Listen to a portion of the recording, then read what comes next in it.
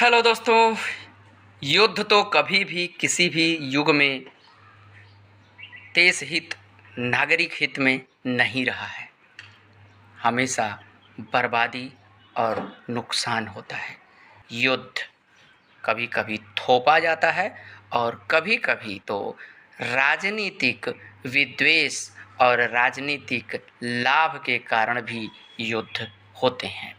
सब कुछ वैश्विक हो गया है, इसलिए युद्धों का निर्णय भी अब वैश्विक स्तर पर होने लगा है।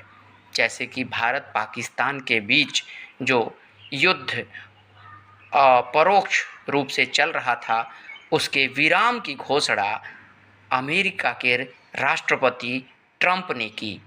यह जब मैंने देखा तो मुझे घोर आश्चर्य हुआ कि ये कैसा घोषणा है कि दो देशों के बीच से कोई भी निकल के नहीं आया यह कहने कि हम युद्ध रोक रहे हैं, जबकि एक तीसरी शक्ति दूर बैठे एक्स पर घोषणा करती है कि दोनों ही देश मान गए हैं और युद्ध समाप्त कर दिया गया है।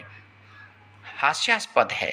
कभी इंदिरा गांधी ने कहा था कि तीसरे शक्ति की ज़रूरत भारत पाकिस्तान के बीच में नहीं है। भारत तो शिमला समझौते में शर्त ही यही रखा और आज तक वही माना जाता रहा है।